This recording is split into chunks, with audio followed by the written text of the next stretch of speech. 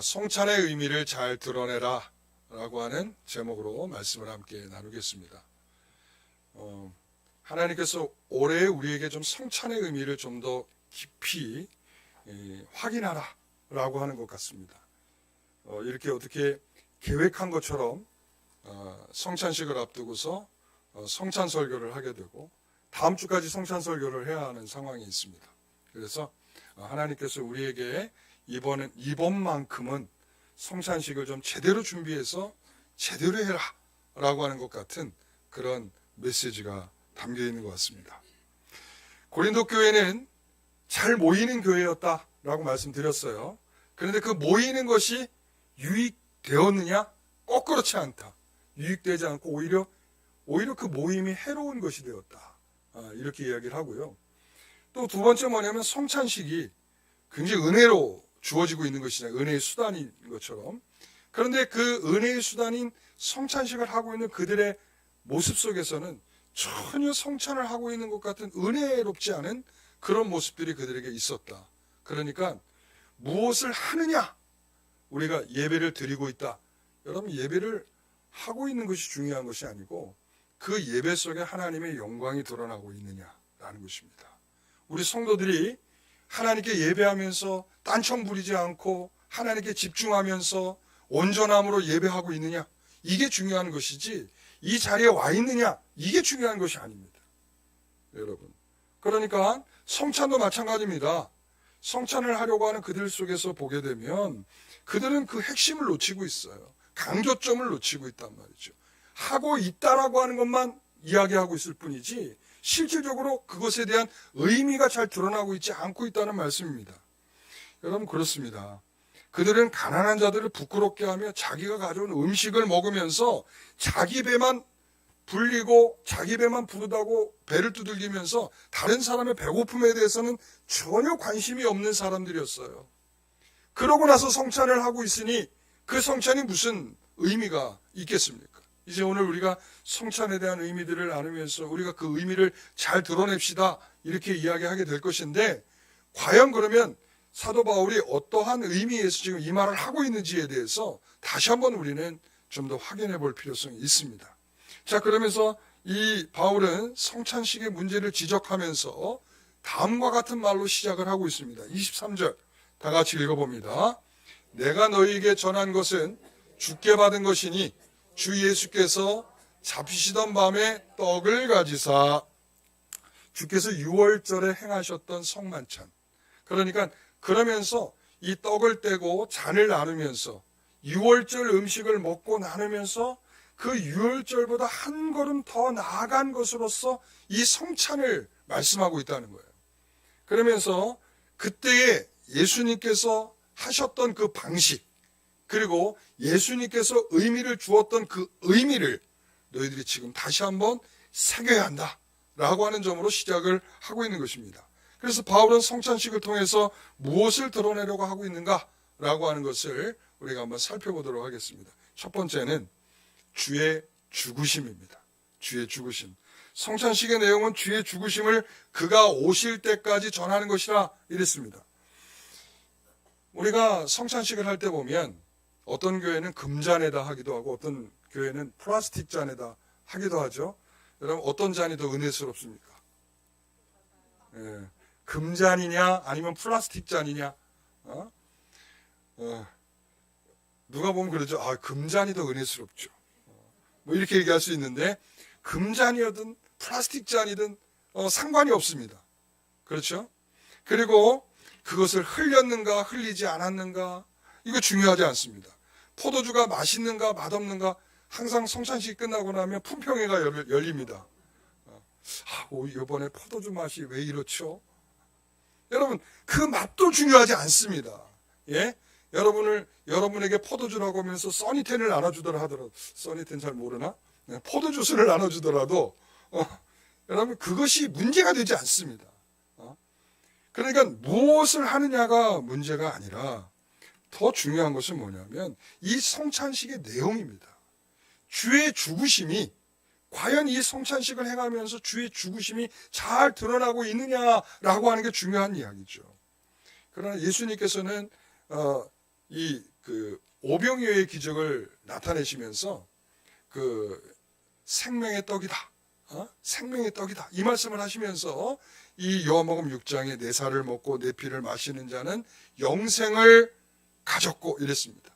그러니까 이 포도주와 이 떡을 떼면서 그들은 어떤 생각을 하냐면 영생에 대한 생각을 한단 말이죠. 우리가 영생을 위해서 이것을 먹고 마시는 거야 라고 한단 말이죠. 그러나 고린도전서 11장의 문맥은 주님의 살과 주님의 피는 어떤 의미냐? 주님의 죽으심, 주님의 희생하심을 우리가 생각하도록 하는 것입니다. 그래서 이 성찬식에서 떡과 잔은 이런 의미를 갖고 있어요. 24절에 보면 축사하시고 떼어 이르시되, 축사하시고 떼어 뗐다는 거예요. 우리는 안 떼는데, 우리는 이미 잘라져 있잖아요, 그죠? 근데 이게 잘라져 있지 않다라고 생각하고 우리는 이걸 집으셔야 돼. 뭐냐면 한 덩어리다. 그래서 뗀다 이거예요. 이 뗀다는 것은 그냥 떡을 뗀다 이런 의미보다 이게 뭐냐면 예수님의 살이 찢겼다 이거예요. 예수님의 살이 찢긴다. 예수님의 살이 찢겼다. 십자가에서 못을 박을 때 예수님의 살이 살점이 찢겨나가듯이 바로 찢겼다 이런 의미예요. 그리고 이 잔이라고 하는 것은 25절에 보면 식후에 또한 그와 같이 잔을 가지시고, 이 잔이라고 하는 것은 거기에 뭐가 담겨요? 포도주가 담기죠. 이 포도주는 예수님께서 흘리신 피를 상징하는 것이죠. 그가 찔려서 흘린 피를 의미하는 것입니다. 그래서 성찬식은 그가 찢기신 살, 그가 흘리신 피, 이것을 주요한 내용으로 해서 26절에 다 같이 한번 읽어봅니다. 자, 중간부터요. 주의 죽으심을 그가 올 때까지 전하는 것이라 이랬습니다. 그래서 그의 죽으심은, 자, 그러면 그의 죽으심은 누구를 위한 것입니까? 누구를 위한 것이죠? 성경에 뭐예요? 너희를 위한 것이다 이랬습니다. 너희를 위한 것이다. 자, 누구를 위한 것이라고요? 자, 그러면 이제 나를 위한 것이라 이렇게 얘기하겠습니다. 자, 누구를 위한 것이라고요? 나를 위한 것이다. 여러분 믿습니까? 이사야서 53장 12절에 보면 그가 많은 사람의 죄를 담당하며 이랬습니다. 구약에 이 말씀이 인용되고 있는 거예요. 많은 사람의 죄가 있고 그 죄를 담당하기 위해서 예수님께서 그 피를 흘리셨고 살이 찢기셔야 했다라는 말을 하고 있는 것입니다. 그래서 우리는 그것을 믿는 사람들, 그리고 세례를 받고 입교한 사람들, 믿음으로 그 십자가의 죽으심을 자신의 신앙으로 고백하는 사람들의 몫으로서 주의 죽으심의 은혜를 효력 있게 받는 떡과 잔을 받게 되는 것입니다. 누구를 위해서라고요? 나를 위해서. 그러니까 나를 위해서 죽으셨다는 사실을 믿는 사람이 이 잔과 떡을 대하는 겁니다. 아시겠죠? 그래서 어떤 성도들이 예전에 그런 성도들이 있어요. 우리 애들 입교시켜주세요. 그러는 거예요. 안 됩니다. 믿음이 있어야죠. 여러분, 이 입교를 하는 순간부터 떡과 잔을 대하게 되잖아요. 그런데 예수님이 나를 위해서 죽으셨다는 사실에 대해서 전혀 믿음이 없는 아이에게 이 떡과 잔이 주어진다고 하면 생각해 보세요. 안 되는 거죠. 안 되는 것이죠. 그렇기 때문에 주의 죽으심과 주의 죽으심을 믿는 성도들에게 주어지는 게 뭐라고요? 이 떡과 잔이다. 이런 말씀이죠. 그래서 이 성찬은 주가 나를 위해서 죽으셨다는 것, 그것을 믿는 자들에게 주어지는 은혜인 것입니다. 이 말은 곧 뭐냐면 예수님께서 죽는 것 외에는 다른 방법은 없다라는 사실을 말하는 거예요. 예수님이 죽으시고 부활하신 이후에 예루살렘 교회가 처음 교회가 세워졌죠. 그때 예루살렘 교회가 처음 세워졌을 때에 무엇을 기초해서 교회가 세워졌냐면 예수 그리스도의 죽음과 부활이에요. 이 베드로가 나가서 설교하잖아요. 베드로가 나가 설교할 때 무슨 내용으로 설교했습니까? 너희가 그 예수를 십자가에 못을 박았다. 그러나 그는 그렇게 죽고 끝난 것이 아니라 3일 만에 부활하셨다. 이것을 듣고 상당히 많은 사람들이 마음에 찔려 회개하면서 예수 그리스도를 믿겠다라고 하면서 교회가 세워진 것이죠. 교회라고 하는 것은 바로 그렇게 세워진 것입니다. 예수 그리스도께서 우리 위해서 죽으시지 않고서는 만들어질 수 없는 것이 바로 교회다, 이런 말이에요. 그러니까 여러분, 우리가 십자가를 내걸고 있는 이유를 잘 생각하셔야 돼요. 그러니까 왜 교회가 십자가를 걸고 있느냐? 우리는 그 예수 그리스도의 십자가가 아니면은 구원받을 수 없는 죄인들이 모여 있는 것이 우리입니다. 교회입니다. 이것을 우리 스스로가 십자가를 내걸고 고백하는 것이에요. 그래서 여러분, 옆에 있는 분들 한번 보세요. 옆에 있는 분들 한번 잘 살펴보세요. 이 사람이 교회에 올 만한 이유가 있나 없나 한번 보세요. 네. 어때요? 있어요? 충분히 있습니까? 네. 예수님께서는 그 성도를 하나님의 자녀로 삼아주시기 위해서 죽으신 것입니다. 그래서 바울은 이렇게 말하죠. 고린도서 8장 11절의 말씀에 그 약한 자들에 대해서 말씀하시면서 이렇게 그는 그리스도께서 위하여 죽으신 형제라. 약하다고 비난하고 저 사람 모자란 사람이고 저 사람 틀려먹었어, 이렇게 말하는 그 사람도 다 예수께서 죽으신 형제라, 이 말이에요. 형제를 욕하는 거예요. 형제를 비난하는 일이죠. 우리는 그런 일이 있어서는 안 된다는 말씀을 하고 있는 것입니다. 나를 위해서 죽으시고 저 사람을 위해서도 죽으셨다는 말씀이죠. 우리는 서로 비교급으로 생각해서는 안 돼요. 이 자리에 온 모든 성도는 예수님이 대신하여 죽으셨기에 올 수 있었던 사람들입니다. 교회는 바로 그런 것입니다. 그래서 누군가와 절교하면서 교회에 있을 수 없다. 그리고 누군가를 미워하면서 우리가 모여있다, 이거 의미가 없다는 거예요. 지금 고린도 교회가 그런 거 아니겠어요? 서로 갈라질 것 같은 위기 속에서 우리 사랑합니다, 거짓이죠. 거짓. 입으로는 사랑을 말할 줄 모르지만 그들의 마음은 이미 갈라질 마음까지 가지고서 다툼과 분쟁이 있는 상태로 모여있다는 말이죠. 이게 무슨 의미가 있냐는 거죠. 여러분, 주님은 주님의 죽으심을 모독하는 일이 되는 것입니다. 나를 살펴보십시오. 정말 주님이 기뻐하시는 모습을 가지고 이 자리에 와 있는지를 다시 한번 살펴보십시오. 우리가 항상 나를 살필 때는 어떻게 살피냐면 나를 중심으로 해서 살펴요. 주님이 중심이 돼서 나를 살펴야 되는데, 주님의 말씀에 근거해서 나를 살펴야 되는데, 마치 이렇죠.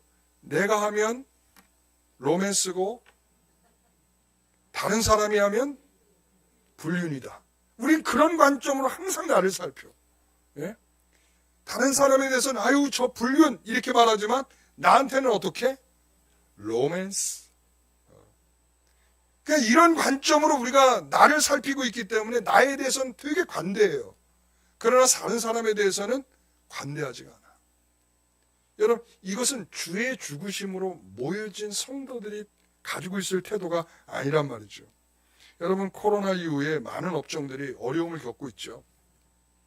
없어진 업종들도 있고, 그렇죠? 그리고 굉장히 쪼그라들어가지고 그 숫자가 매우 적어진 것들이 있죠. 요즘 그래서 젊은 사람들이 결혼하기가 되게 힘들대요. 예식장이 5분의 1이 줄어들었다나? 엄청나게 많이 줄어들어가지고 말이죠. 결혼식장 구하려면 1년 전부터 발로 뛰어다니지 않으면 지금 결혼식장을 구할 수 없을 정도로 그만큼 어렵다는 거예요. 그러나 여전히 죽지 않고 계속 살아나는 업종들도 있죠. 그 중에 대표적인 게 뭐냐면 애견 산업이에요. 애견. 요즘 보세요. 애견 미용실, 애견 카페, 애견 펜션. 요즘에는 그것도 모자라서 애견 호텔. 그런데 이것들이 점점 늘어나고 있다는 거예요. 왜 그런가? 우리 자녀같이 키우고 있는 이 애견들이, 그런 가정들이 굉장히 많다는 거예요. 제가 그래서 얼마나 키우고 있나 한번 통계를 제가 한번 찾아보려고 봤더니 너무 중구난방이라 어떤 걸 믿어야 될지는 모르겠는데, 최고로 많이 나온 게 뭐냐면 1,500만 가정에서 강아지를 키우고 있다. 엄청나죠. 그러니까 거의 서너 집, 한 세 집 정도 걸러서는 하나씩은 키우고 있는 거죠. 그러면서 이게 있죠. 그러면서 많이 생긴 게 뭐냐면 강아지 엄마 아빠들이 많이 생겼어요. 웬 이렇게, 그러니까 이 강아지들이 말이죠. 이 공원에서 막 뛰어다니다가 가끔 가다가 실수도 하잖아요. 그렇죠. 남의 다른 사람 다리에 이렇게 다리를 올려놓고 쉬를 할 수도 있죠. 그래도 막 뭐라고 할 수가 없어. 왜 그렇죠? 강아지 엄마 아빠가 있는 한 그 강아지들에게 함부로 대하기가 어려운 거예요. 예. 여러분, 오늘날 이렇습니다. 그런데 이걸 우리에게로 적용해 보면 이렇습니다.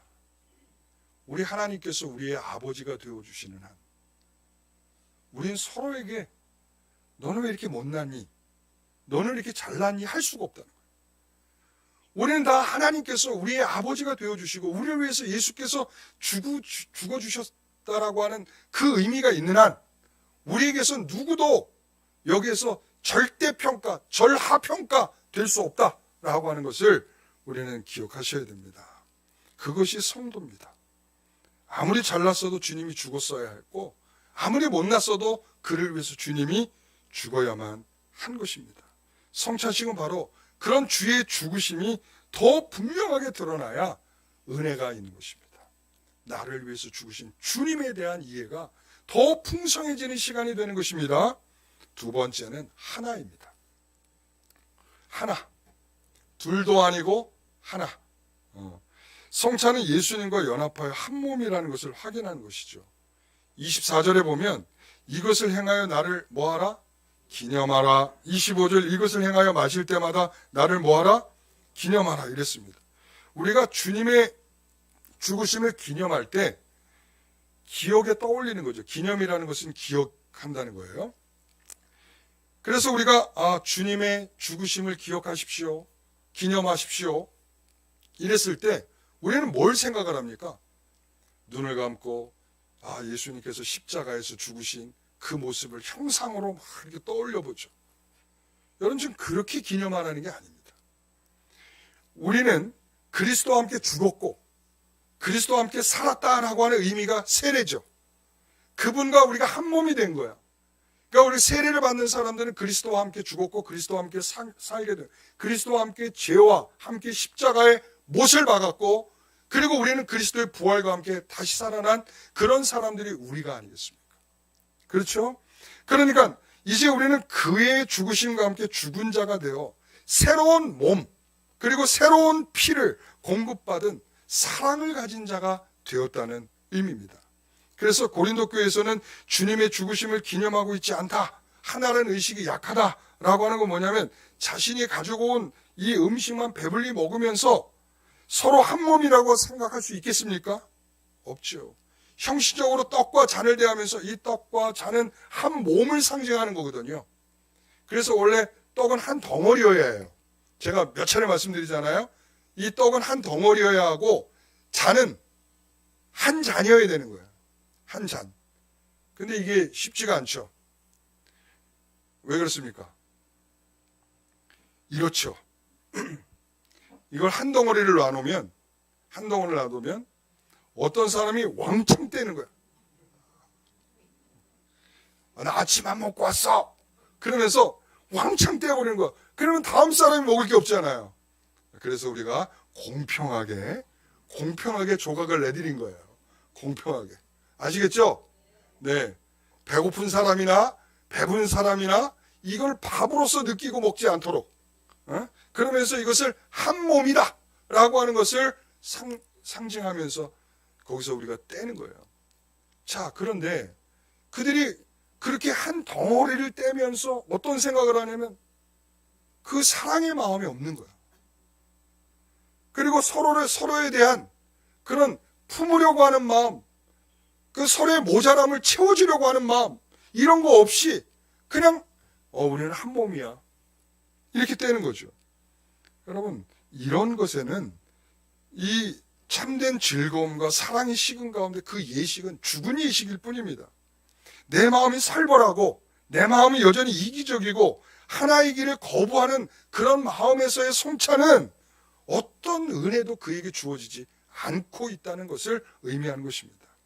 여러분, 우리는 하나라는 의식이 있어야 합니다. 하나라는 것은 차별이 없는 하나이면서 다양한 하나임을 말하는 것입니다. 고린도전서 12장 12절 말씀 같이 읽어봅니다. 고린도전서 12장 12절, 몸은 하나인데 많은 지체가 있고 몸의 지체가 많으나 한 몸임과 같이 그리스도도 그러하니라. 여러분, 우리는 몸은 하나인데 많은 지체가 있다는 거예요. 여러분, 우리가 그렇잖아요. 손도 있고 발도 있고 그리고 다른 여러 가지 부속기관들이 있잖아요. 그죠? 그러니까 우리가 발과 손과 귀와 눈과 다 다른데 그것 중에 무엇이 더 낫습니까? 어떤 게 더 낫습니까? 라고 물어보면 아유, 눈이 보는 거니까 더 낫죠. 여러분, 코가 냄새 맡으니까 더 낫죠. 이렇게 얘기할 수가 없다는 거예요. 우리는 약해 보이는 몸의 지체가 더 요긴하게 쓰이는 경우들이 있다는 거예요. 그러니까 이제 제가 읽지는 않았지만 고린도전서 12장에 보면 이게 쓸모없어 보이는데 보니까 더 요긴하게 쓰이고, 그리고 별 의미가 없는데 거기에다가 치장을 하고 막 이런단 말이에요. 여러분, 우리 귓볼에 우리 달고 계신 것들 있잖아요. 예? 이거. 나도 귀걸이 하고 싶어요.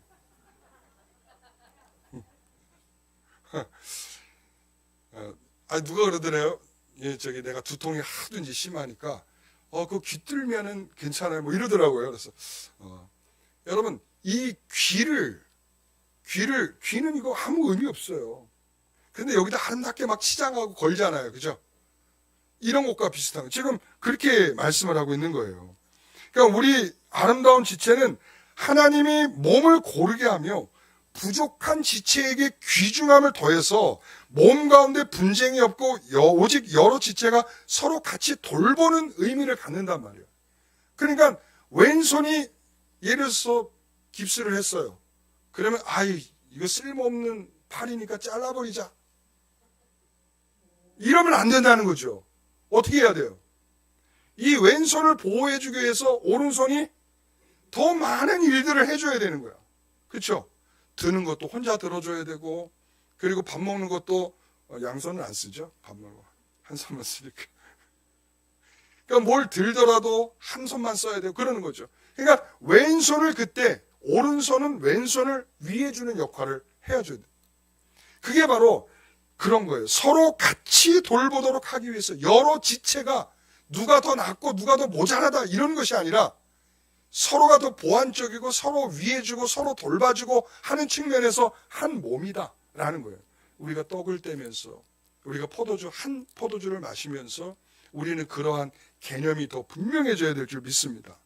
여러분, 그런 의미에서 우리가 교회 안에 목사나 장로나 이런 사람들이 더 중요한 사람입니까? 라고 물어요. 어떻습니까? 더 중요합니까? 아닙니다. 중요하지 않습니다. 누가 더 중요합니까? 라고 말하면 성도들이 더 중요합니다. 여러분, 성도들이 더 중요합니다. 왜 그렇습니까? 그것은 교회의 주인 노릇을 목사나 장로들이 하게 되면 성도들은 한 몸을 이루는데 전혀 동참하지 않습니다. 무슨 말인지 아세요? 여러분, 이 성도들은 목사나 장로는 성도들을 위해서 세워져 있는 것입니다. 그래서 성도들을 위해 하나님께서 위임해서 목회일을 하기 위해서 목사가 있는 거예요. 그러니까 성도들이 없다면 뭐가 없어요? 목사가 없는 거예요. 성도들 없이 목사가 왜 존재할 필요가 뭐가 있어요? 그렇죠. 마찬가지입니다. 장로님들도 마찬가지예요. 장로님들도 성도들을 돌볼 이 섬김의 책임을 다하지 않으면 장로일 필요가 없는 거예요. 예?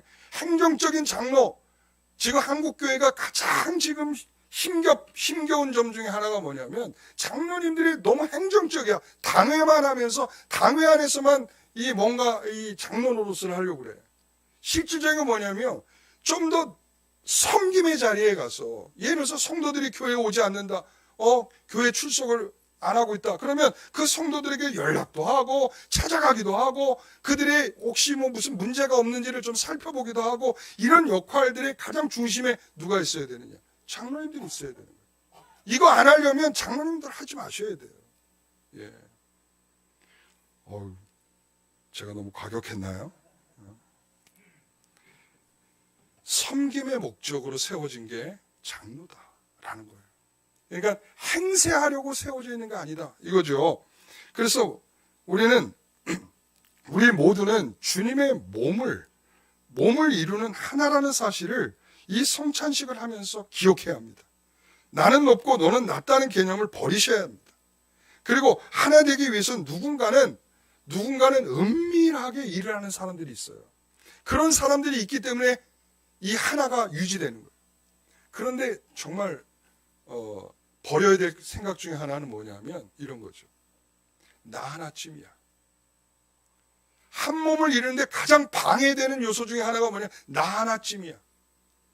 제가 보면 그런 분들이 좀 있어요. 나 하나쯤이야. 아유, 이거 안 해도 되지 뭐. 나 하나쯤이야. 뭐 아유, 뭐 안 해도 돼. 청소 안 해도 되고 나 하나쯤이야. 뭐 이 식당 봉사하는 거 나 하나쯤이 안 해도 되지 하는 사람들이 있으니까 원래 잘하는 사람들이 있잖아. 여러분 절대 김장 나 아니어도 하는 사람들 있잖아. 나 하나쯤이야 뭐 안 나와도 되지 뭐. 여러분 이런 생각이면 안 된다는 거예요. 나 하나쯤이야. 이미 벌써 그렇게 나 하나쯤을 벌써 생각하고 있는 분들이 있을까요 여기? 예? 여러분 그거는 하나가 되는데 가장 이 걸림돌이 되는 것 중에 하나가 바로 그겁니다. 나 하나쯤이면 안 됩니다. 나 역시도 그 자리에 있어야 하고 나 역시도 그것을 열심히 참여해야 되고 나 역시도 그것에 한 몸을 이루는 일만큼은 내가 놓치지 않고 그 일을 위해서 애써야 한다라는 마음을 가지셔야 할 줄 믿습니다. 그래서 우리 모두는 주님의 몸으로 하나를 이루는 일에 있어서 다 중요한 분들이에요. 제가 이런 이야기를 좀 드리고 싶어요. 내가 교회에 너보다 먼저 왔다고 주장하는 선점의 문제가 아니다. 그리고 내가 이 정도는 한다고 하는 지분의 문제도 아니다. 그리고 이런 직분을 가졌으니 너보다 낫다라고 하는 계급의 문제도 아니다. 그리고 나는 신비한 체험을 했고 남다른 은사를 가졌다라고 하는 내가 너보다 더 우월하다 이런 문제도 아니다라는 거예요. 여러분 골레서 교회에 보면 꾸며낸 겸손과 천사 숭배라고 하는 그런 이유를 통해서 어떤 사람들은 그것을 경험하지 못하고 이것을 알지 못한다고 해서 막 구박하고 그 사람들을 더 낮게 평가했어요. 그러면서 그들은 자신이 본 것을 자신이 봤다라고 하는 것을 과장. 그러니까 자기의 몸을 크게 부풀어 올리는 거죠. 그래서 다른 사람의 작은 몸을 짓눌러 버리는 거예요. 자신의 몸을 과장해서 자신을 생각하고 평가하는 그것으로 다른 사람들을 낮게 평가하는 거죠. 이것은 한 몸으로 성장하는 일을 방해하는 것이다. 그래서 이렇게 표현해. 그리스도의 머리를 붙드는 일이 아니다. 이거예요. 내 몸을 과장해서 내 몸을 부풀려서 다른 사람에게 위압감을 주면서 다른 사람의 약함을 짓눌러 버리는 것. 이것은 한 몸을 이루는 일이 아니다. 그리스도의 머리를 붙드는 일이 아니다. 이렇게 말해요. 자, 그러면서 우리 예수 그리스도께서 이렇게 되기를 원하고 계시는 거예요. 고린도전서 10장 16절 17절 다 같이 읽어봅니다. 우리가 축복하는 바 축복의 자는 그리스도의 피에 참여함이 아니며 우리가 떼는 떡은 그리스도의 몸에 참여함이 아니냐. 떡이 하나요 많은 우리가 한 몸이니 이는 우리가 다 한 떡에 참여합니다. 아멘. 우리는 성찬식을 행함으로 우리가 확인하는 것은 우리가 그리스도 안에서 하나라는 사실을 확인하는 것입니다. 아시겠죠? 그분이 나눠주신 은사로 하나로서 나의 역할을 하는 것이며 주님께서 맡긴 일에 충성하는 것이 하나를 이루는 중요한 방법입니다. 우리는 성찬식을 통해서 하나로서 충성됨을 드러내는 우리 모두가 되기를 바랍니다. 세 번째는 그가 오실 때까지 뭐 하는 거다? 기념하는 것입니다. 그랬습니다. 그가 오실 때까지. 여기에 주요함이 있어요. 24절 보십시오. 이것은 너희를 위하는 내 몸이니 이것을 행하여 나를 기념하라 하시고 25절 식후에 또한 그와 같이 잔을 가지시고 이르시되 이 잔은 내 피로 세운 새 언약이니 이것을 행하여 마실 때마다 나를 기념하라 하셨습니다. 기념이라고 하는 표현이 두 번 나오죠. 이 기념은 지금 무엇을 염두에 두고 지금 예수님께서 말씀하고 있는 것입니까? 예수님께서 지금 뭘 염두에 두고 계시는 거죠? 유월절. 유월절은 그들이 기념하는 절기였어요. 기념하는 절기. 무엇을 위해서? 그들이 애굽에서 죽지 않고 살아 나왔습니다.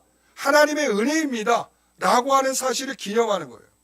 그래서 그들이 아비벌은 3월 중순에서 4월 중순을 가리켜요. 지금 우리 달력으로 말하면. 그래서 그때 아비벌 10일이 되면 그때 양이나 염소를 준비해요. 그리고 14일이 되면 양이나 염소를 잡아요. 그래서 피를 받아서 임방이나 문설주에 바르는 거예요. 임방이나 문설주에 발라. 그리고 난 다음에 그 고기를 구워서 같이 먹어요. 그때 먹을 때는 뭐에 싸 먹냐면 누룩이 들어가지 않은 떡, 누룩이 들어가지 않은 빵에 쓴 나물과 그리고 고기를 구운 것을 같이 넣어서 먹는 거예요. 근데 먹는데 어떻게 먹냐 하면 허리띠를 확 졸라매고 그리고 신발을 신고 그리고 지팡이를 짚고 아주 급하게 먹어야 돼요. 이렇게. 왜? 그들이 도망가던 그때를 기억하는 거죠. 6월절에 하나님께서 우리를 피난시키며 도망시키시던 그 하나님의 은혜를 다시 한번 생각하는 거죠. 그러면서 여호와의 절기다. 여호와의 6월절이라. 이렇게 하는 거예요. 그러면서 그들이 기념했단 말이에요. 자, 그런데 그것이 예수님이 계실 당시에도 그 일을 6월절로 지켰단 말이에요. 그래서 예수님께서 6월절에 지금 그 6월절 음식을 먹으면서 그들에게 지금 말씀하고 있는 거죠. 뭐라고요? 자, 이 떡은 내 몸이니 이거죠. 그리고 이 잔은 내 피니 언약의 피니라. 지금 이렇게 말씀하고 있는 거예요. 그러니까 이제는 너희들이 더 이상 6월절의 음식을 먹지 않아도 되고 6월절을 기념하지 않아도 되고 이제는 무엇을 기념하라? 이제는 이 예수님께서 죽으신 이것을 기념하라. 지금 그렇게 되는 거죠. 그래서 떡을 떼어 주시면서 내 몸이라 하셨고 이 잔을 주시면서 내 피라 하신 이것을 언제까지 하라는 거예요? 예, 주님이 오실 때까지, 그가 오실 때까지. 무엇을요? 주의 죽으심을 나타내는 이 떡과 잔을 떼는 일을 계속적으로 하라는 거예요. 왜 그렇습니까? 이 말씀은 매우 중요한 말씀이에요. 왜냐하면 주님의 구속사역은 아직 끝나지 않았다. 지금 그것을 말씀하고요. 자, 어느 때까지 이것을 계속해라? 주가 오실 때까지. 자, 주가 오실 때까지 지금 무슨 기회가 남아있다? 구원받을 기회가 아직 남아있다. 지금 그 말을 하고 있는 거예요. 이 떡을 떼고 잔을 마실 때마다 주의 죽으심을 전하라 그랬습니다. 주의 죽으심을 전하라. 지금 뭐 때문에 전해야겠습니까? 그것을 몸소 받지 못한 자들에게 이것을 전하라. 지금 이 말씀을 하고 있는 거죠. 그런 차원에서 어떤 사람도 구원받게 있는 사람으로 여겨서는 안 된다. 우리가 어떤 분들은 이렇게 평가하는, 아유, 저 사람 보니까 구원받지 못했네. 그냥 이렇게 평가하고, 아유, 저 사람하고 가까이 하면 안 되겠어. 이렇게 하는 사람들이 있어요. 여러분, 그거 안 되는 것입니다. 우리는 말이죠. 어떤 경우라도 주님께서 구속의 사역이 끝나지 않았다라고 하는 주님이 오실 때까지 우리는 이것이 계속돼야 되는 이유 중에 하나는 뭐예요? 이것이 예수님의 죽으심이 잘 전달되어서 누군가는 이것을 받고 누군가 이것을 받아서 믿게 되는 놀라운 은혜를 경험하도록 하기 위해서인 거죠. 자, 그래서 이번에 신방하면서 제가 우리 성도들 가정에서 그런 이야기들 하더라고요. 우리 자녀들이 예전에는요, 다 성경학교도 다니고 주일학교도 잘 다니고 그랬는데 어느 날부터 교회를 안 다니고 있어요. 그런데 하나님께서 우리 아이들이 이렇게 어려서 이렇게 신앙생활을 하고 그랬잖아요. 그러니까 언젠가는 돌아오게 될 줄 믿습니다. 아멘 안 하시네. 여러분들 가정에 있잖아요. 그렇죠? 있잖아. 왜 있는데 왜 아멘이 없어? 있어야죠. 예? 여러분들이 했던 말을 내가 지금 그대로 전달하는 건데, 그럼 그 말을 하는 거예요. 근데 저는 그 말이 이렇게 그 말을 하면서 이런 생각이 들었어요. 그래, 우리가 아직 끝난 거 아니잖아. 우리 아직 끝난 거 아니잖아. 주께서 오실 그날까지는 우리에게 여전히 열려 있는 것이잖아. 지금 정말 기미가 요만큼도 보이지 않고 다시 교회로 돌아올 것 같은 마음이 요만큼도 없어 보이지만 하나님께서 어떻게 하실지 어떻게 알아요? 그렇잖아요. 어떤 이벤트를 준비하고 계시는지 우리는 알 수도 없고 우리는 거기에 대해서 짐작도 할 수 없는 거죠. 근데 문제는 뭐냐면 기도하지 않는다는 거예요. 내가 기도를 한 10년 해봤는데 안 돼요. 그래서 어차피 제가 또 기도 제목은 내놓기는 내놓겠습니다만은 이거죠. 내가 기도 제목은 내놓겠습니다만은 별로 기대감도 없다는 거지. 여러분, 그거 아니에요. 포기하지 마세요. 주님이 포기하지 않으셨는데 왜 여러분들이 포기하십니까? 그렇죠? 근데 중요한 건 뭐냐? 기도하지 않는다는 거예요. 이 기도하지 않는 것은 여러분들이 포기를 사인하는 거예요. 성도 여러분, 우리가 그 점에 유의하셔야 됩니다. 제가 지난주에 새로운 청년이 한 명 있었어요. 근데 그 청년이 하도 당당해가지고 제가 너무 놀랐죠. 너무 어깨도 당당하고 말도 당당하게 해서 좀 당황스러웠습니다. 아니 이렇게 교회에 처음 왔다는 거예요. 처음 교회에 왔고 그 뭐라고 얘기를 하냐면 주일에 이제 교회를 오고 싶어서 전화를 해본 거예요. 누구에게 들어서 장로교회가 좋다. 그래서 이제 장로교회마다 전화를 하는 거야. 다 안 받더래. 근데 제가 받았어요. 제가 받은 거예요. 그래서 예배 몇 시에 가면 됩니까? 그러는 거예요. 11시에 오시면 됩니다. 그래서 이제 11시에 왔어요.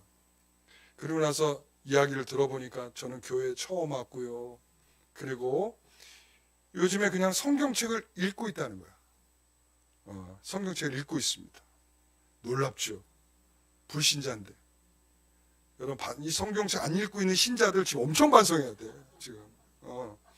불신자도 읽고 있는 성경을 신자가 읽지 않는다. 이거 굉장히 이상한 거죠. 그런데 자꾸 읽고 싶어진대. 근데 읽다 보면 10분 후면 잔대. 그래서 주중에 저한테 문자도 하고 그리고 금요일날 밤엔 또 11시 반에 또 전화도 하더라고요. 근데 그러면서 목사님 새벽에 제가 갈 수도 있는데 혹시 토요일날 새벽 되나요? 미안한데 토요일 안 되는데. 그래서 오늘 아침에 또 문자가 왔어요. 목사님 주일 새벽 되나요? 주일 새벽도 안 되는데. 그래서 제가 이제 저거로 카톡으로 보내줬어요.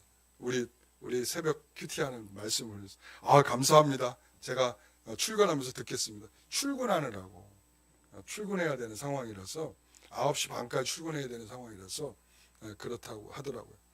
제가 이걸 보면서 어떤 생각이 드냐면 하나님께서 열어놓으신 일이라는 게 이런 거구나. 하나님께서 아직까지 구원받지 않은 사람들에게 하나님께서 놀랍게 역사하시는 것. 아니 누가 자기 발걸음으로 교회에 그렇게 누가 쉽게 올 수 있습니까? 우리 최수자 성도님밖에 없어요. 예. 누가 자기 발걸음으로 와서 내가 교회를 내가 한번 다녀보고 싶습니다라고 이렇게 할 수 있는 사람들이 제가 별로 본 일이 잘 없어요. 그만큼 신기하고 귀한 일이에요. 근데 제가 오늘 이 말씀을 보면서 주의 죽으심, 이 주의 죽으심을 전하라라고 하는 것은 우리가 성찬을 할 때마다 우리는 끝났다, 종결됐다, 나 외에는 구원받은 사람 없어 라고 끝낼 것이 아니라 우리 주변에 그리고 또 우리에게 가까이 있는 가족들이 그들에게 이 죽으심이 계속 전달이 될 수 있는 그런 우리들의 삶이 필요하지 않나 라는 생각을 했어요. 여러분 십자가 아, 예수 믿으세요. 예수 믿으세요 해봤자 믿지 않는 불신자들은요, 귀로도 듣지 않습니다. 예수가 뭔데? 나한테 뭐 밥 줘? 무슨 의미가 있어? 그러죠. 그런데 말이죠, 우리가 십자가를 전해야 되고 예수님의 죽으심을 전해야 된다는 것은, 우리가 십자가를 가지고 십자가 모양으로 전할 겁니까? 아니죠. 택도 없는 소리죠. 그러면 예수님께서 우리에게 보이신 참고 견디시고 버티시고 자존심을 내려놓으시고 그와 같이 하셨던 모습으로 우리가 살아가야죠.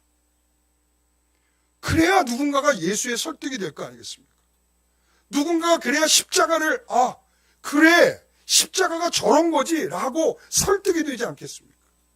나는 여전히 참지 않고, 나는 여전히 화낼 거 다 내고, 나는 하고 싶은 거 다 하고, 그러고 나서 예수 믿으세요 해봤자 택도 없는 소리라는 거예요. 택도 없는 소리.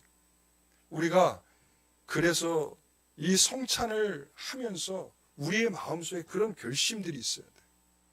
내가 주님의 죽으심을 따라 살아야겠다라는 것이죠. 그래야 이것을 전달하고 전파할 수 있는 거 아니겠습니까? 우리가 주님을 닮아가셔야 합니다. 그리고 또한 주님이 보이신 그 모습을 우리가 흉내내려고 애를 써야 합니다. 그래야 교회죠. 그래야 십자가 달고 있는 의미가 있는 거 아니겠습니까? 오늘 고린도 교회는 바로 그걸 지적을 받고 있는 것입니다. 십자가는 달고 있는데 징글징글하게 서로 싸우고 다투고 미워하고 있는 중입니다. 그리고 이기적인 마음으로 내 거를 남에게 줄 생각을 안 해. 자기 배만 채우면서 다른 사람이 굶고 있는 것 전혀 지금 신경 쓰지 않고 있는 거죠. 오늘 우리가 성찬을 준비하면서 우린 깨알 같은 우리의 모습들을 살펴야 할 그런 의미가 거기에 있는 것입니다. 내가 이기적인 모습으로 다른 사람에 대해서 전혀 관심 없던 거 아닌가? 여러분, 이거 회개해야 합니다. 그리고 내가 하고 싶은 말 다 하고 내가 참지 못하고 내가 다 쏟아내고 있는 거 있다면 그거 우리 다 회개해야 할 일입니다. 그거 없이 주의 잔, 주의 떡, 여러분 어림없는 소리입니다. 우리가 좀 더 신중하게 주의 말씀 앞에 나를 비추어서 나를 살피시는 그런 시간들이 되시기를 바랍니다. 기도하겠습니다. 하나님, 우리가 성찬의 의미를 잘 드러내라 하신 주님의 이 의미를 따라서 주의 죽으심을, 그리고 또한 주께서 하나이심을, 또한 그것이 이 잔과 떡을 우리가 함께 나누면서 주의 오실 그날까지 우리가 기념해야 하는 이 일이 참으로 의미 있고 가치 있는 일인 줄 믿습니다. 어떤 것도 놓치지 않고 이 의미를 잘 드러내는 이번에 성찬식이 되게 하여 주옵소서. 예수님의 이름으로 기도하옵나이다. 아멘.